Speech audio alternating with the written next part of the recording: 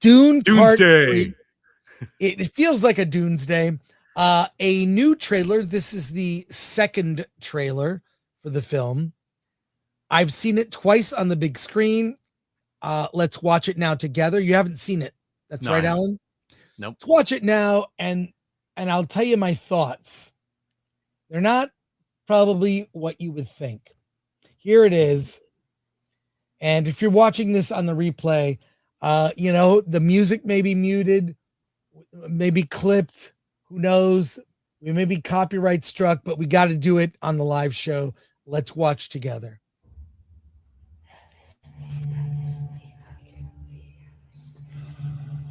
I trusted you!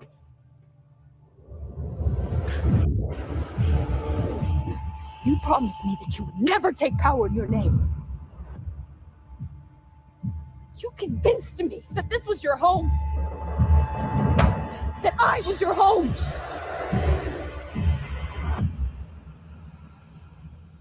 What do you know?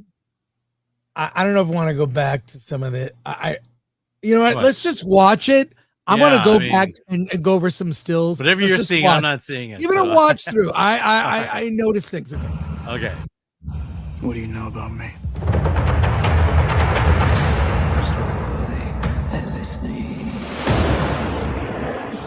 You have conquered the galaxy. You've destroyed thousands of worlds. What are your thoughts on that? I think you're way beyond redemption.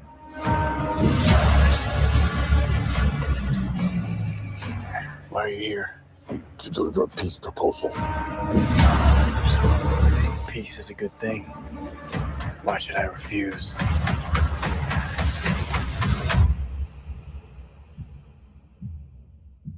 Because it's meant to destroy you. We plan to strike at the core of Imperial power. You intend to kill Paul? Regime change. Idiot. You've just signed our death warrants.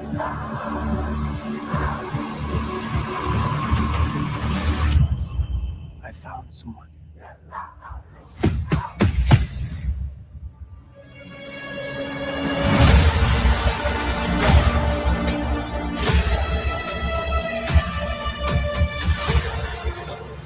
The future has a way of talking to me. I can't see what's ahead. How does it feel to be human like everyone else, Paul Atreides?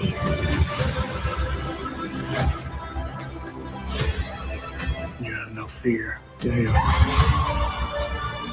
fear dishonor. You still like an Atreides. I've been told I was one.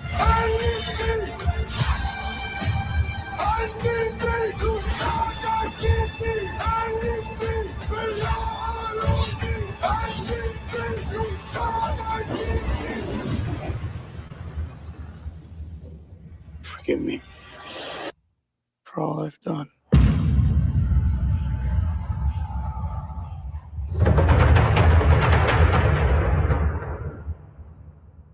Okay, this is pure spectacle. It's but I'm going to tell you, and I'm going to go back and look at some stills. It's being described. There's a Q&A that we posted just before we went live on our channel with Timothy Chalamet and Denis Villeneuve. Please check that out. I made it public. We'll see what happens. I hope not to get in trouble, but this is more of a drama and a thriller than it is an action movie. Okay, I'm going to go through, but here's what's kind of ironic. We're way off book. There are elements of Dune Messiah, but because of the way they changed the character of Chani, this is not the book. This is not the book. I mean, somehow early on, Denis Villeneuve made a major change in Dune Part 2. The way it ended, I did not like. And it set up all the events for this. He kind of had in mind a different way to end Paul Atreides' story. I kind of have an idea of where it's going to go. I don't want to talk too much about that now. It's very spoilery. having read the book, this is way off book. So ironically, in the way that Paul Atreides, his ability, he's able to see images of the future, his future. At some point, he's unable to. And so I am also unable to. I read the book and I thought, oh, I know where it's going. I don't know where it's going. I have a theory. And let me put up, I think that this sort of mishmash Villeneuve version of Dune Messiah is going to take elements of Children of Dune and kind of meld it into this, where Chani, it appears that she has left, perhaps had 2 children, and kept herself isolated from events related to Paul as he conquers the galaxy. It's set, and this is actually from the synopsis, it's set about 17 years after the events of Dune Part 2. So that's enough time for 2 twin children to be raised in secret. Now, let me say my theory as to why Villeneuve wanted to make these changes. He wanted to make these changes basically because if you go and read Dune Messiah, it's a lot like Revenge of the Sith. It's very similar to Revenge of the Sith. So what he's trying to do is change that and tell a very dramatic story where in the books, Chani is very loyal to Paul, by his side. She's ride or die. And in the movies, she is not. And a lot of people who are book fans are reacting to that. I'm sorry, that's very nerdy, but let me. Okay. So the question I have for you then is, are you optimistic or are you upset? I don't know how to feel right now. I kind of feel like I love the books, but I'm real. The first book is like, to me, like it's perfect. The second book is like this epilogue. It's very short and it feels rushed. And there's not much action in it. It's more palace intrigue and drama.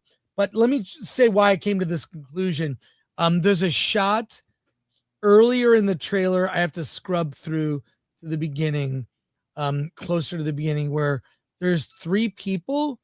I think that might be Chani and 2 kids. It's just I gotta find it.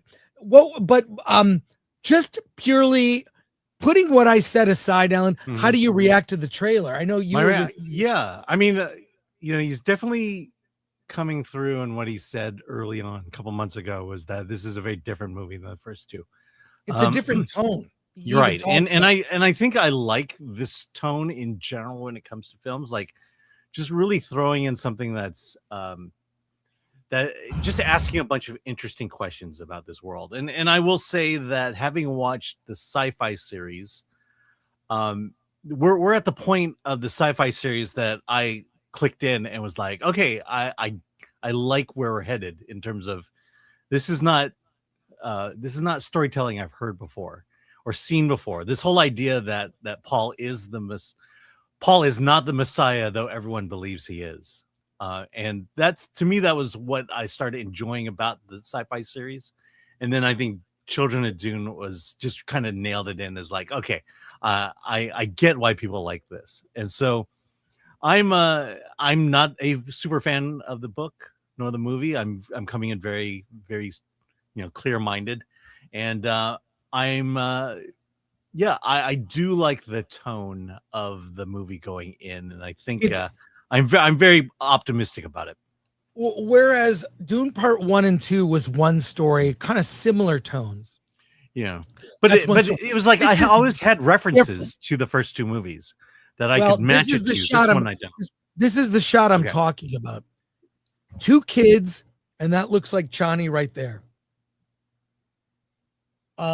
It could be a protector, could be Chani. It's very blurry. But you can see it's from some viewfinder. So someone is looking at them from afar. this gets into elements of Children of Dune. This is Denis Villeneuve is off script. However, he is combining elements from Children of Dune, parts of Dune Messiah, in an effort to make this movie very different from the source material, which was ripped off by George Lucas for Revenge of the Sith. Does that make sense? Yeah.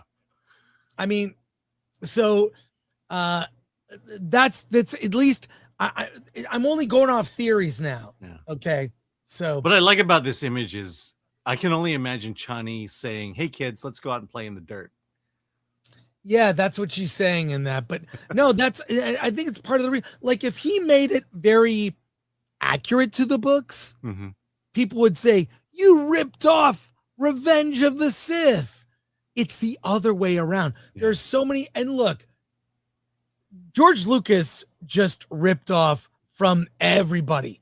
Yeah. Flash Gordon, Westerns, The Searchers, John Because if Wayne. it worked in the past, it'll work in the present. Well, but he reorganized things in a way that's kind of like I used to say he just put everything in the myth blender and put it on puree and took from lots of things. Marvel Comics, Doctor Doom, Flash Gordon, and Buck Rogers serials from the 30s.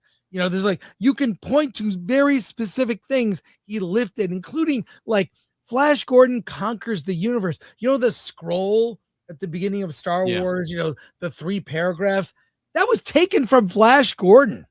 The Flash Gordon conquers the universe. They always had these like things that would catch you up on what's happening. Well, I mean, he took it from all serials that came out in the.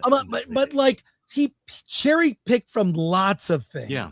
But again, Dune, if it worked in the past, it'll work in the present. Dune in particular, and Dune was a new book. Like when he was writing Star Wars, which started, it was like ideas in like the early 70s. You know, Dune was a new book. It came out in 1965, so it was relatively new. And he's sitting here lifting from Marvel Comics too. But I think what you get from Denis is that he's not doing it to modernize it for a modern audience. He's doing it out of trying to create a practical film, knowing that this is the last one. Well, sorry. Go ahead. Right. No, You go ahead. that's my point. That's my point. Well, look, I see the seriousness, having seen that trailer, with how they're taking the source material, how epic it looks, the cast, how committed they are. The awards it's certainly going to be nominated for. And I look at the state of superhero movies. And Doomsday is going to open the first day, and we saw the leak of the plot leaks, which I'm sure will be different when we see the movie. This is, he described when he started this as, I want to make Star Wars for adults. I want to make a more mature Star Wars. That was before he started shooting Dune. That was his goal, Star Wars for adults. But I do have something interesting that came out of the Q&A we're at, and we'll get to that in a moment. They showed us, which you and I both seen, the first 7 minutes of Dune Part 3. They showed it at CinemaCon. They showed it at the event tonight. And you'll get to see it next week. On certain screens where the Odyssey is playing, they are going to show the first 7 minutes of Dune. So when you go to see the Odyssey next week, or if you were thinking, I'm not going to go see do you want to see the first 7 minutes of Dune? It's playing before the Odyssey. Yeah. But it's not on every single screening. I assume maybe 70 millimeter or IMAX. Yeah, when I saw Project Hail Mary, it opened with the Trojan War sequence of the Odyssey. Yeah, the full uncut sequence. Yeah, so if you want to see the first 7 minutes of Dune, get to your Odyssey screening on time. That's happening. And I have more thoughts. But I'm still conflicted about, we're off book. This is Denis Villeneuve's. He's collecting the ideas of Frank Herbert. He's telling a different story than the books.